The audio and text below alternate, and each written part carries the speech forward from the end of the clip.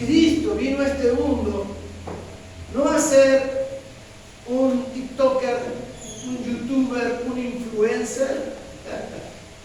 No vino al mundo a que lo siguieran simplemente por ser bueno. Él vino al mundo con un propósito claro y definido. Y es pagar el precio de nuestro pecado. Él murió en mi lugar. Yo tenía que haber muerto en esa cruz.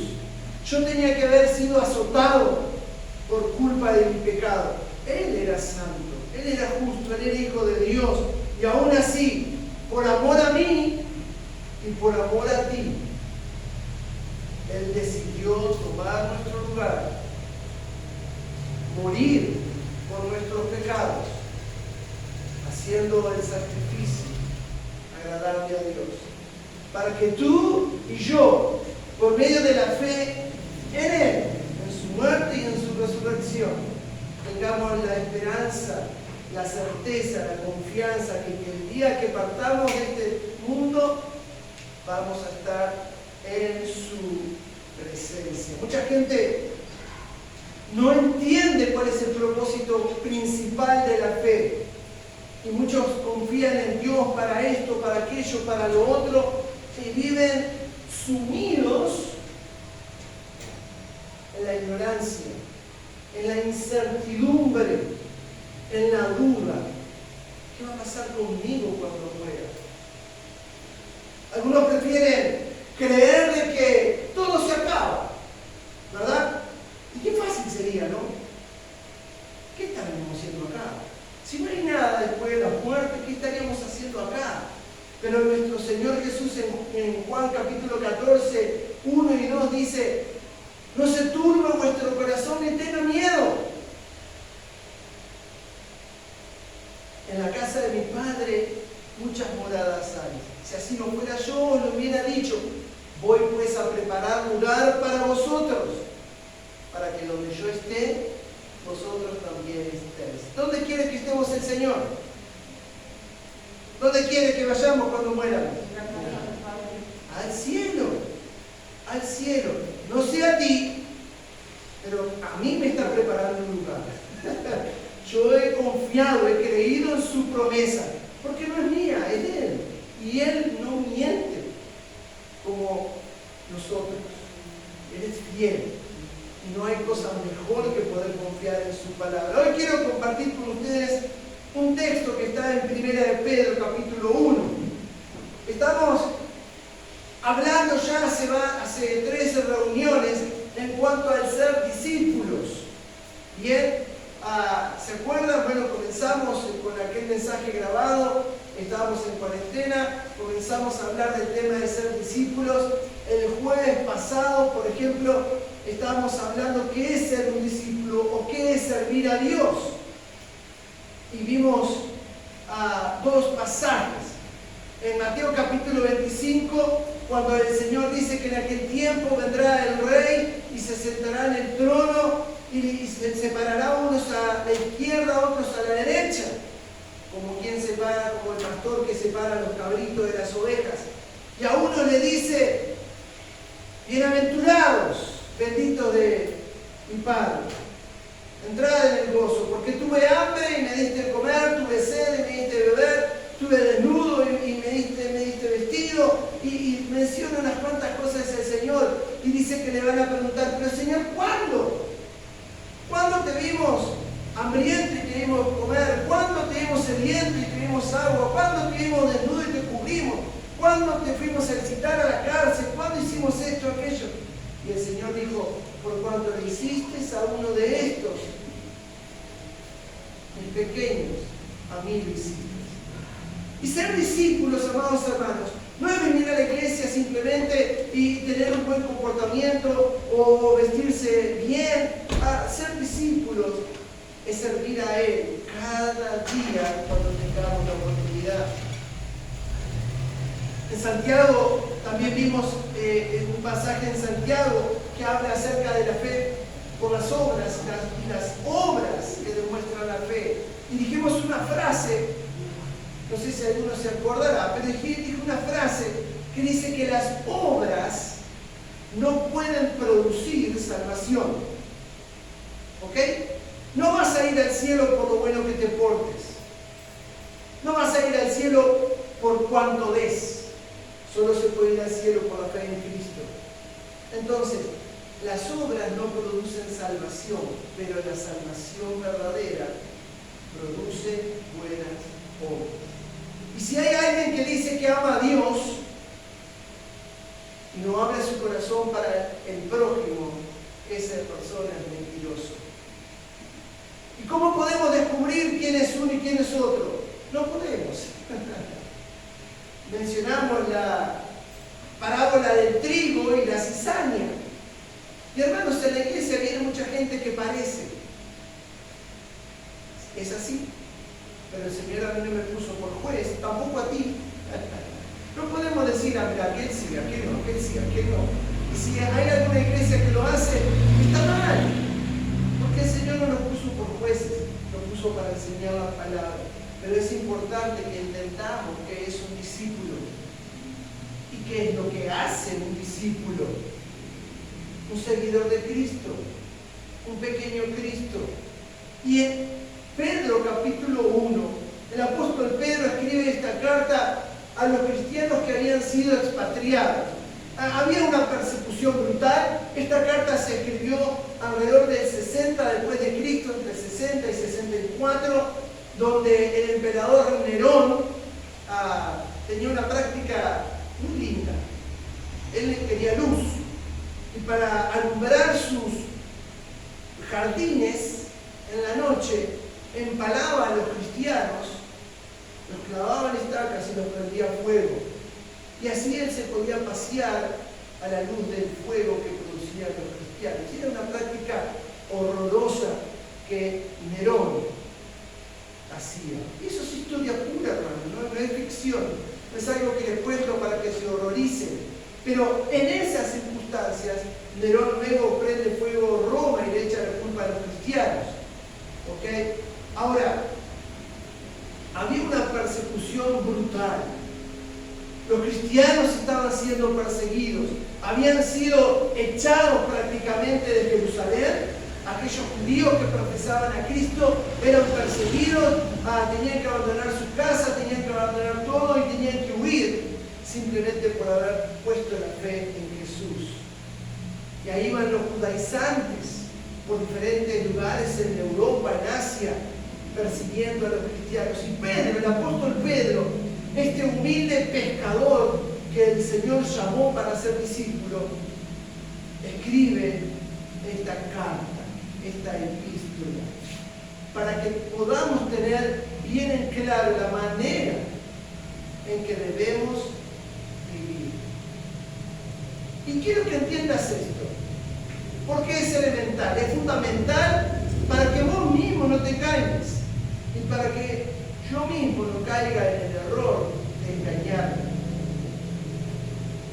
Tu vida espiritual, a ver si entiendes esto, tu vida espiritual, tu comunión con Dios, no depende del que está al lado tuyo. Y no podés compararte con otra persona. No, porque yo soy mejor que aquel. Porque mira, yo pongo las ofrendas, o porque yo voy más seguido a la iglesia, o porque yo no digo palabrotas. No. Tu comunión con Dios es personal. Y es importante que a la luz de la Biblia, al compararnos con la Biblia, tengamos bien claro dónde estamos parados. ¿Ok?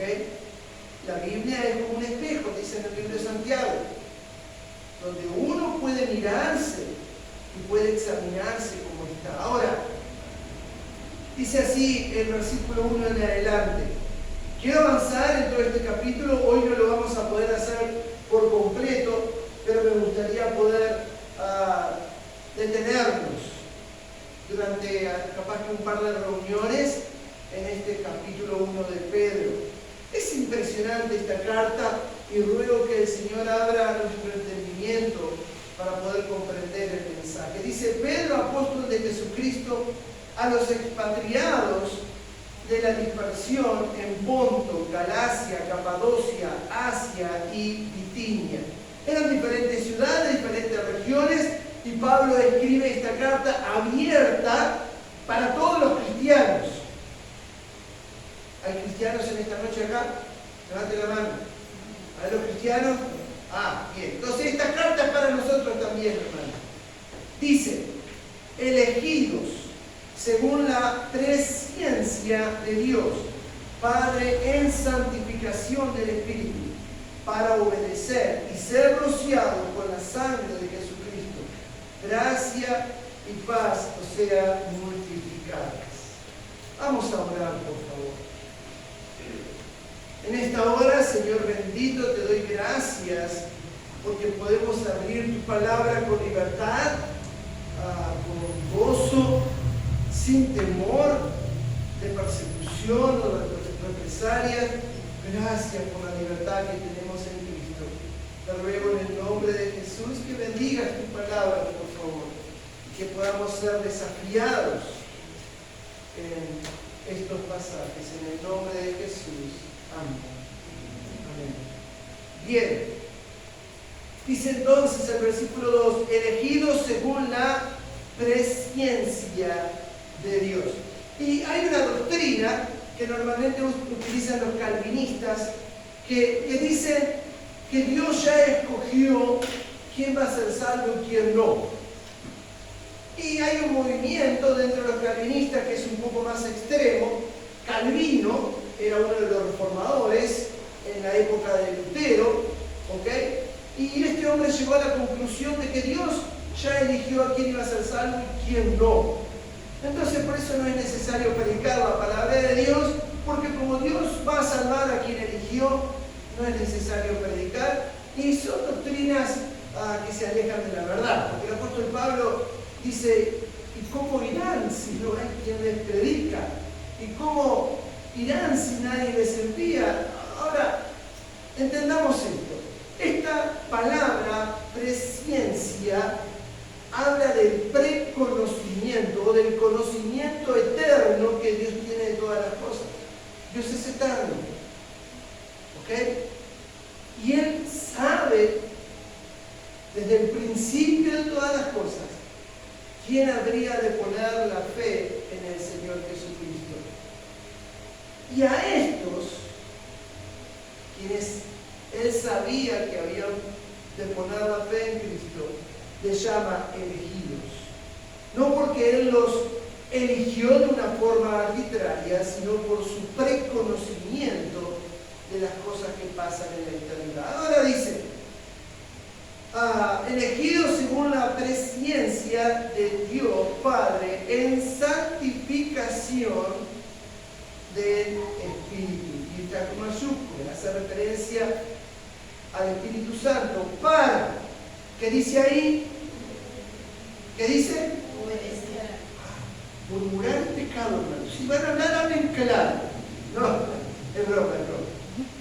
Para obedecer y ser rociados con la sangre de Jesucristo, gracia y paz os sean multiplicadas. En esta noche tú has venido a la iglesia, ya sea porque te hayan invitado, ya sea porque querías agradar a quien te invitó. Hay que dejar contenta a la suegra, ¿no? Ahí está. Ahora, por una razón estás hoy en este lugar. Y Dios, quien conoce todas las cosas, sabe si hoy has de poner tu fe en Cristo. En santificación del Espíritu. Y quiero que entendamos esto. Hay dos cosas importantes que debemos comprender. Dice la Biblia que nosotros estábamos muertos. Casi tiro los floreros. Dice la Biblia que nosotros estábamos muertos en nuestros delitos y pecados. ¿Qué puede hacer un muerto? ¿Qué puede hacer un muerto? Nada. No hay vida, no hay respiración, no hay nada. ¿Podíamos hacer algo por nosotros mismos? No, estamos muertos espiritualmente, no podíamos tener comunión con Dios a causa del pecado. Pero es ahí donde la obra de Jesucristo se hace esencial para nuestra vida. Él tomó nuestro lugar, pagó el precio por nuestros pecados y Él prometió en Juan capítulo 14 que Él se iba a ir al cielo, pero que yéndose al cielo iba a enviar al Espíritu Consolador. Ese Espíritu es el Espíritu Santo, el cual representa, sustituye la presencia de Cristo en nuestra vida. No lo tenemos a Cristo en carne en este momento, pero sí en espíritu viviendo en nosotros. Y este Espíritu Santo es el que produce la santificación. Palabra larga, pero importante. Y esta santificación no tiene nada que ver con nosotros, porque es la obra que el Espíritu hace.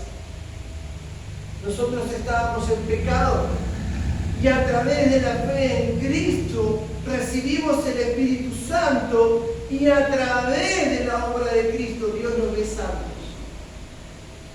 ¿Ok? Dios nos ve santos por Cristo. Si sacamos a Cristo del medio, ¿cómo nos ve Dios? Como los que somos, pecadores, que no merecemos misericordia ni amor. Pero Cristo es nuestro intercesor. Y a través de Cristo Dios nos ve santos. Por eso continúa diciendo, para obedecer. ¿Obedecer lo qué? ¿Obedecer lo qué? ¿Qué creen ustedes que debemos obedecer para poder ser salvos, para poder ser santificados? ¿Qué debemos obedecer? La palabra. Amén, a Dios. Pero entendamos esto. Para que podamos tener una relación con Dios, Dios pide solo dos cosas. Dos cosas. Y son gratis. Si alguien te pide que tenés que pagar algo, no le creas. Salí corriendo porque te están mintiendo. Porque Cristo ya pagó todo. Pero Él murió por nuestros pecados. Entonces, lo que Dios pide son dos cosas. Primeramente es fe en Jesús. Y debemos confiar, debemos creer, debemos poner nuestra fe en que Él vino a este mundo. Y escúchame, la historia lo comprueba. Nadie puede decir que Jesús no vino al mundo, ¿verdad? Sería un ignorante, pues vivimos en el 2022 después de Cristo. En la historia, tanto en Israel como en el cristianismo a través de los siglos, comprueba la existencia de Cristo. Ahora, hay gente que cree en Cristo como un hombre bueno, como un hombre que fue un ejemplo. Algunos creen en Cristo como un transgresor, pero no creen en su muerte y en su resurrección. ¿Esa persona puede ir al cielo? No. Dice en Romanos 10 que si confesares con tu boca y creyeres en tu corazón que Dios le levantó de los muertos, serás salvo. No hay otro medio, no hay otra manera. Él dijo, yo soy el camino, la verdad y la vida. Nadie viene al Padre si no es por mí. Entonces, Dios pide en primer lugar ¿qué? Fe. ¿Lo podemos decir todos juntos? ¿Qué es lo primero que Dios pide? Fe. En una estampita. ¿En el rosario? ¿En la Virgen? ¿San Jorge? ¿En qué? ¿Fe en qué? En Jesús. En Jesús. Y lo segundo que Dios pide no es menos importante, es arrepentirnos de nuestros pecados. Y estamos en este punto para obedecer y ser rociados con la sangre de Jesucristo. Dios pide una segunda cosa y es arrepentirnos. Mucha gente dice yo creo en Dios, pero no cree en Jesús. ¿Esa persona puede llegar al cielo? No. Mucha gente cree en Dios y cree en Jesús, pero no cree que Él es el Hijo de Dios. Tampoco va a poder ir al cielo. Ahora, una persona puede creer en Dios, puede creer en Jesús. Si yo tengo a mi Jesús. No, ahí tienen el Jesús en la boca todo el tiempo. Pero cuando le decís que es pecador, no, yo pecador no soy, porque yo no hago esto, no hago aquello, no hago lo otro, yo pecador no soy porque soy mejor que aquel, y yo voy y hago esto. ¿Esa persona puede ir al cielo? ¿Qué creen ustedes, sí o no? No puede ir al cielo. ¿Por qué? Porque está negando el propósito de la muerte de Cristo. Porque Cristo murió por los pecadores. Él vino a pagar el precio de nuestros pecados. Y si alguien dice, no, yo no soy un pecador, ¿qué está haciendo? Negando el propósito por el cual Cristo murió. Y si yo me considero que no soy pecador, porque considero que soy una buena persona y considero que me puedo ganar el cielo por mis propios medios, ¿y para qué Cristo vino? ¿Esa persona puede ir al cielo? No. Entonces, Dios pide en primer lugar ¿qué? Fe. Todos. ¿Qué pide Dios? Fe. Y en segundo lugar, arrepentimiento. Y escucha, es tan sencillo como esto. Vamos a suponer, ¿a quién puedo agarrar? A Daniel. Está ahí Daniel. ¿Y tapamos que a Peñate qué pasó? ¿Le diste vuelta? Video de vergüenza. Mirá. Vamos a poner, nos peleamos con Daniel. No. Entramos a discutir con Daniel, yo le digo algo, él le dice algo. Es un ejemplo, ¿verdad? Después decir, pastor Miranda peleando, no. Ahora, yo me voy a mi casa y yo digo, qué mal que estuve con Daniel. Me equivoqué. Me tira pata. Me porté mal. ¿Soluciono algo? No, ¿verdad? No soluciono nada sintiéndome mal. Para solucionar el problema, ¿qué tengo que hacer?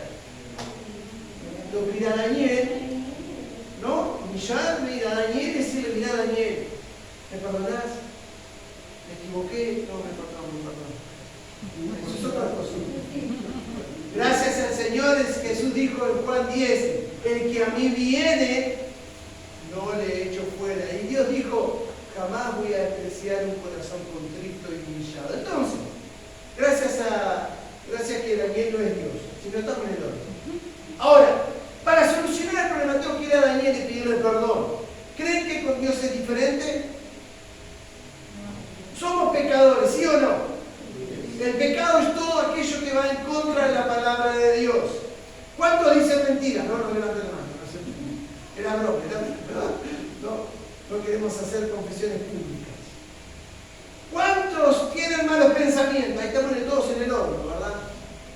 Ahora, ofendemos a Dios con nuestro pecado. Y es necesario que en humildad podamos ir ante Él y pedirle perdón. En 1 Juan 1:9 dice, si confesamos nuestro pecado, Él es fiel y justo para perdonar nuestros pecados y limpiarnos de toda maldad. ¿Quién puede perdonar tus pecados?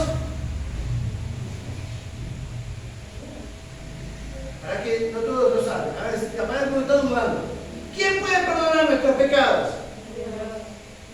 Y otra vez está murmurando. ¿Qué pasó, hermano? No, con confianza.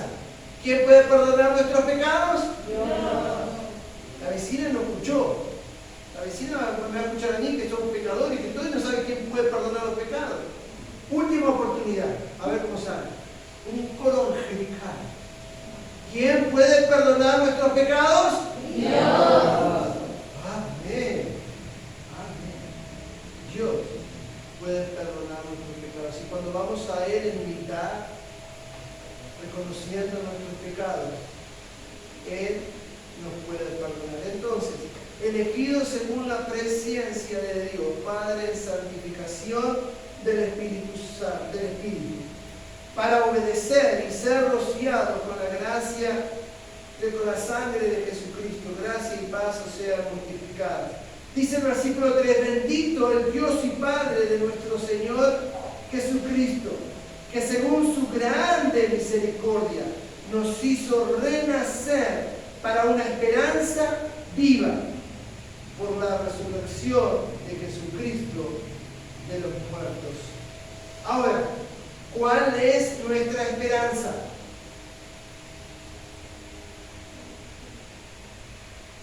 ¿Cuál es nuestra esperanza por medio de la fe en Cristo? Ir al cielo, la vida eterna. Hermanos, esta es nuestra herencia. Jesús resucitó, Él venció la muerte, y porque Él resucitó y venció la muerte, nos prometió a nosotros la vida eterna. Cristo dijo: yo soy la resurrección y la vida. El que cree en mí, aunque esté muerto, vivirá. Y el que vive, ¿cuántos están vivos hoy? Levanten la mano, ¿cuántos están vivos? Menos mal. Si hay algún muerto, se equivocó de casa. Allá por el Carlos María Ramírez para el fondo. No, estamos todos vivos.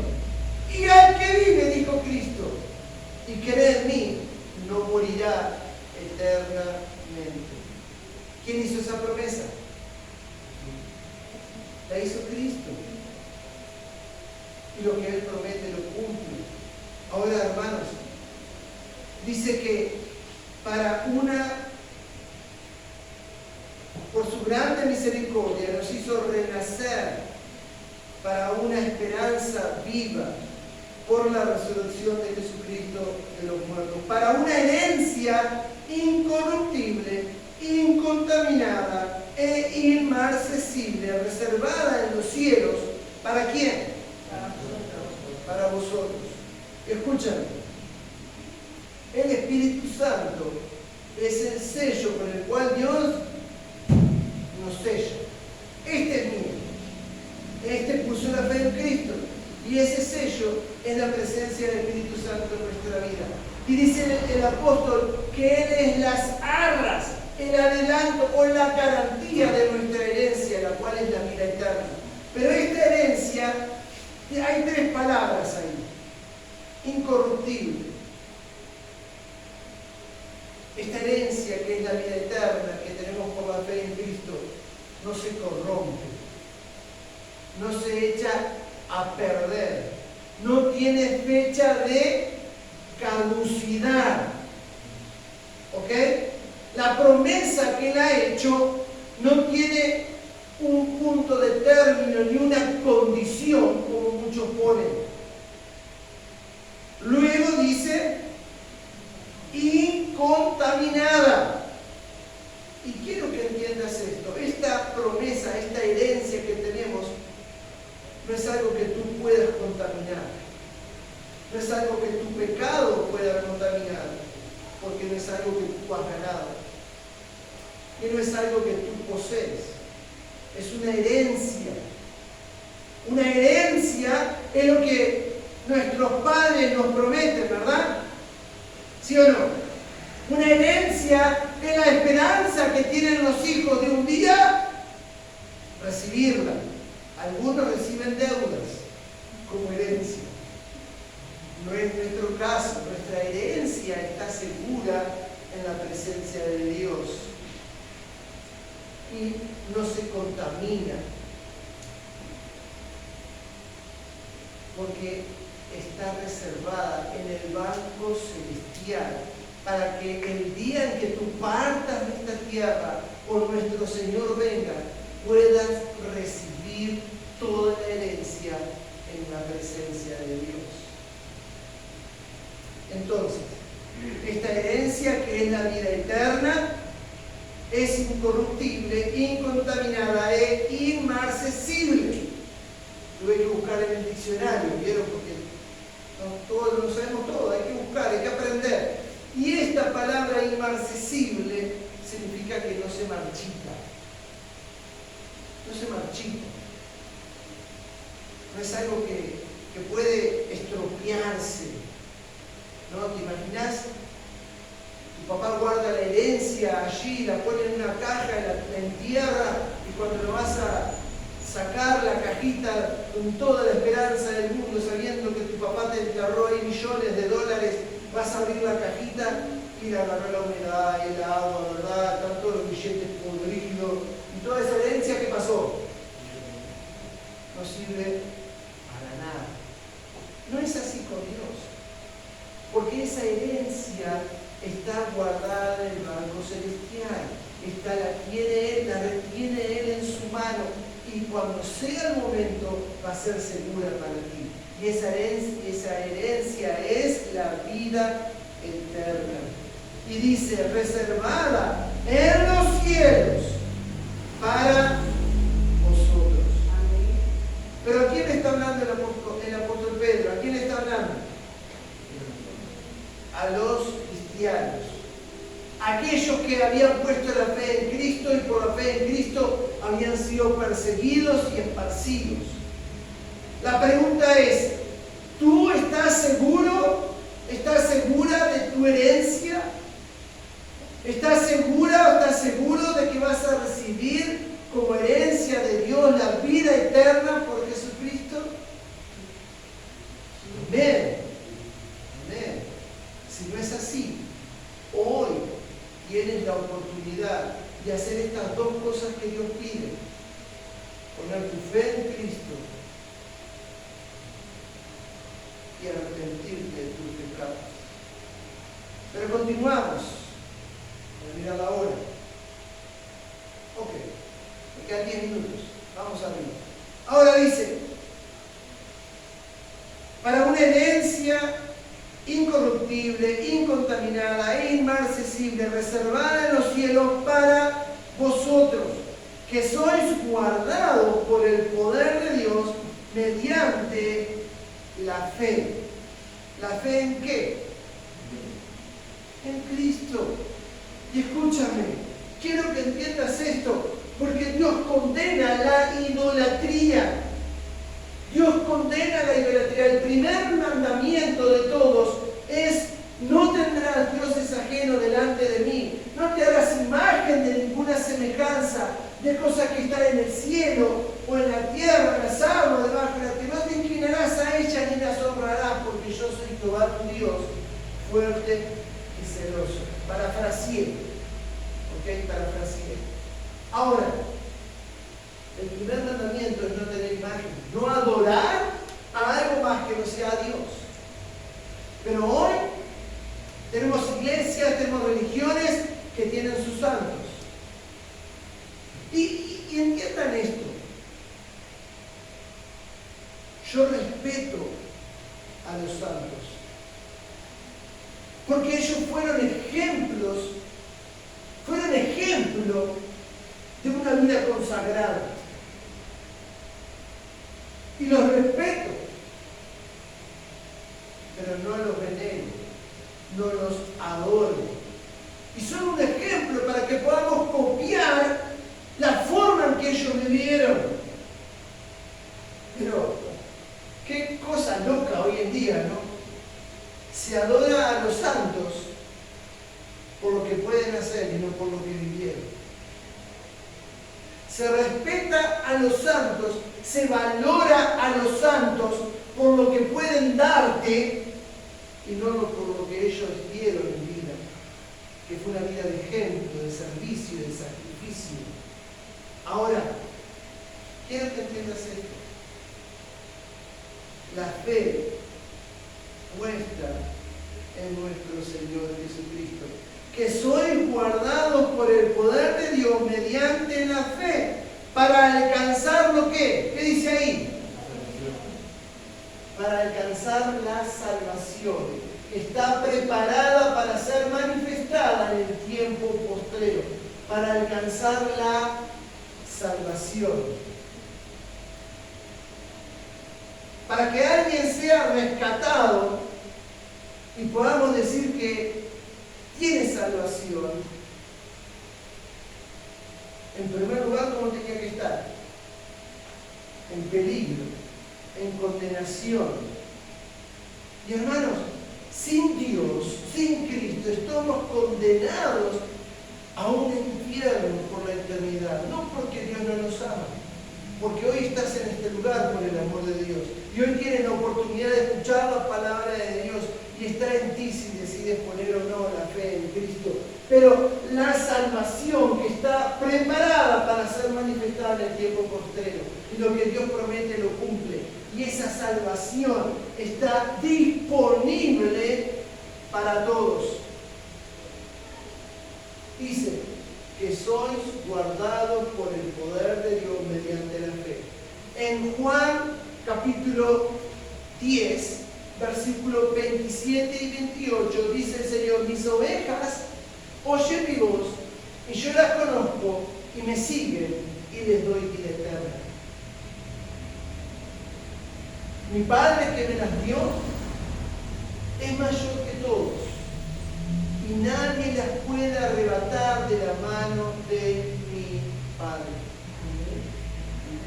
Estamos guardados en el puño de nuestro Dios. Como cuando agarramos un cachorrito, ¿no?, chiquitito, que está en peligro, y lo agarramos en nuestra mano, ¿verdad?, y lo protegemos. Dios nos tiene guardados en sus manos. ¿Y quién nos puede quitar de ese lugar? Nadie. Esa herencia está segura en Dios. Y mientras vivas poniendo tu fe en Cristo, y mientras vivas en este peregrinar de la vida, habiendo puesto tu fe en Cristo, la salvación es tuya. Y no la puedes perder, y nadie te puede decir que la perdiste. Ahora, somos guardados mediante el poder por medio de la fe. Versículo 6. En lo cual vosotros os alegráis, aunque ahora por un poco de tiempo es necesario que tengáis que ser afligidos en diversas pruebas.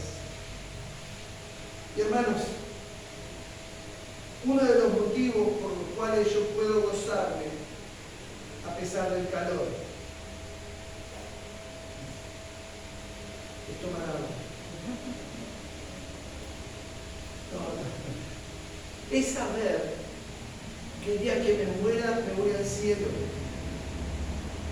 Y no porque soy bueno, no porque soy pastor, no porque me lo gané, sino porque entendí que Él hizo todo. Y en esto cada cristiano puede alegrarse en medio de la prueba y la tribulación. Estos cristianos estaban siendo perseguidos, habían tenido que dejar todo, sus bienes, sus pertenencias, y tuvieron que huir. Y dice: en lo cual vosotros os alegráis en la fe, en la esperanza, en la vida eterna, aunque ahora por un poco de tiempo es necesario tengáis que ser afligidos en diversas pruebas. ¿Quién de lo que está acá? A ver, ¿de quién me hago a mí? A ver, ¿quién de lo que está acá no tiene pruebas? Levante la mano. Pastor, yo no tengo ninguna prueba. Levante la mano. Así somos amigos, le doy un teléfono, me avisan, me acerco ahí. ¿No? ¿No? ¿Nadie? Eso significa que todos estamos pasando por diversas pruebas. Algunos económicas, otras de salud, otras emocionales. Podemos tener pruebas de diferente índole, pero algo en lo que podemos estar alegres es en saber que nuestro destino eterno está seguro. Ahora, versículo 7, y con este terminamos, porque el tiempo se fue. En lo cual, vosotros que os alegráis, aunque ahora por un poco de tiempo es necesario tengáis que ser afligidos en diversas pruebas, para que sometida a prueba vuestra fe, mucho más preciosa que el oro, el cual, aunque perecedero se prueba con fuego, sea hallada en alabanza, gloria y honra cuando sea manifestado Jesucristo. Las pruebas, amado hermano, hermana, tienen un propósito para nuestra vida. ¿Cuál es? Probar nuestra Probaron nuestra fe. Y vivimos en un tiempo, en nuestro querido país Uruguay, bendito país, amén, que tenemos libertad de culto. Nadie nos va a venir a decir acá, ¿ustedes qué están haciendo? No. Nadie va a venir a probar nuestra fe con un arma en la cabeza, como pasa en muchísimos países hoy en día, donde cristianos están siendo encarcelados, donde cristianos están siendo asesinados, solo por decir que tienen la fe en Cristo. Hoy. No estamos hablando en la Edad Media, no estamos hablando hace 200 años atrás. Hoy hay países en los cuales la fe cristiana está siendo perseguida. Y hoy en día, dicho por una organización incrédula, secular, que ha estudiado las libertades de los individuos en lucha por la libertad de la humanidad y todo eso, derecho humano, han hecho un relevamiento en muchísimos países en el mundo y hoy en día la religión más perseguida en el mundo es la cristiana.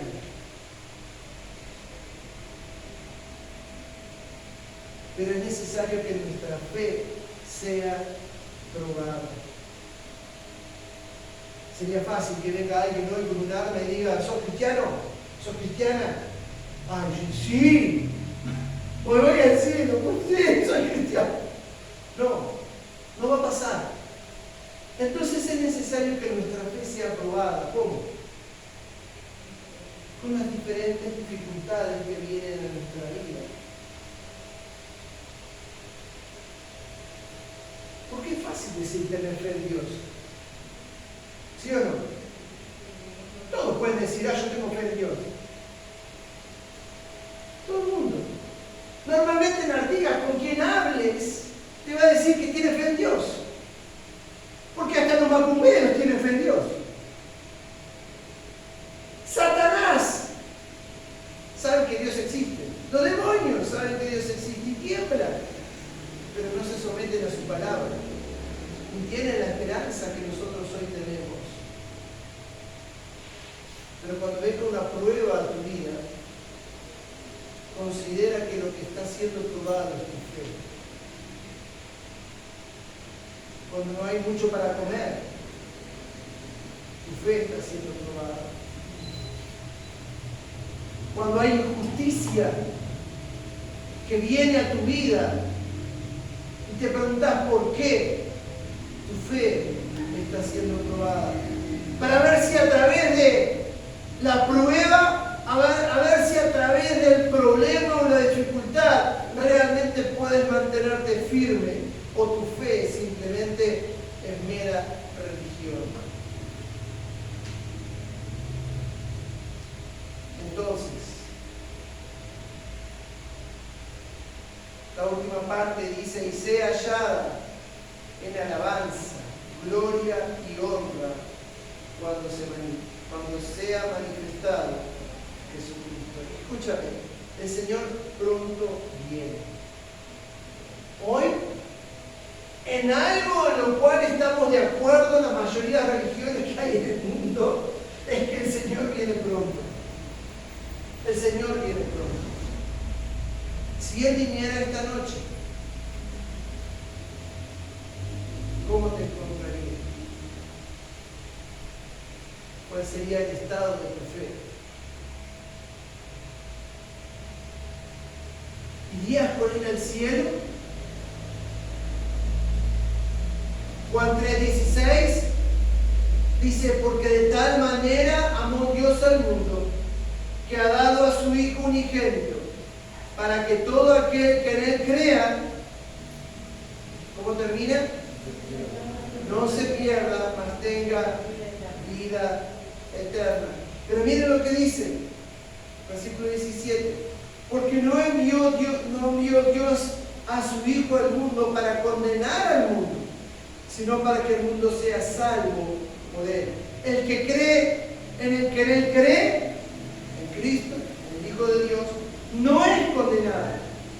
Pero el que no cree ya ha sido condenado porque no ha creído en el nombre del unigénito Hijo de Dios.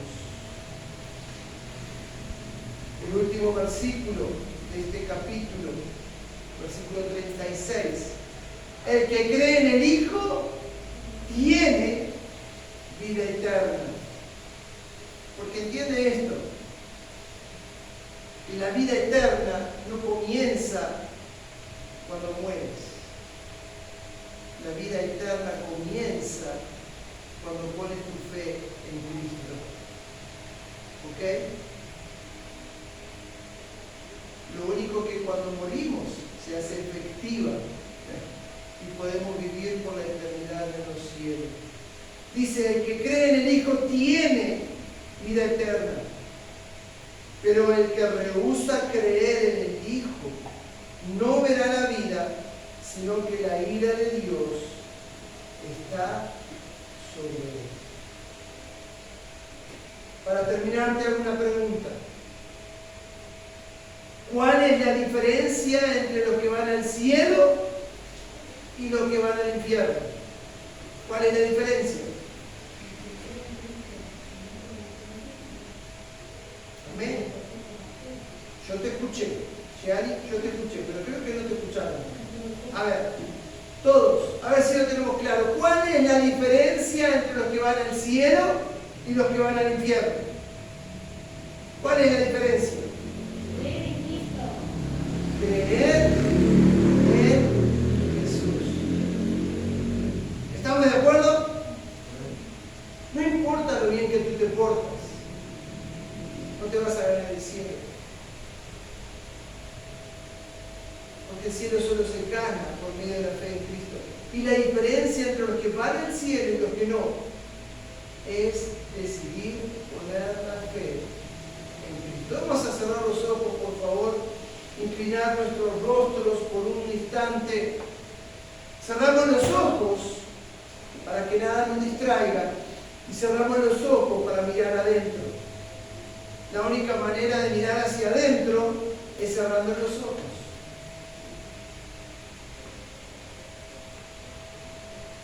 Y así con tus ojos cerrados, meditando en lo que hoy escuchamos, la pregunta que te voy a hacer es: ¿qué vas a hacer como Cristo? ¿Vas hoy a decidir poner tu fe en Él como tu Salvador personal? ¿Vas a poner hoy la fe en Jesús como aquel que pagó el precio por tus pecados? ¿O te vas a ir tal cual como dijiste?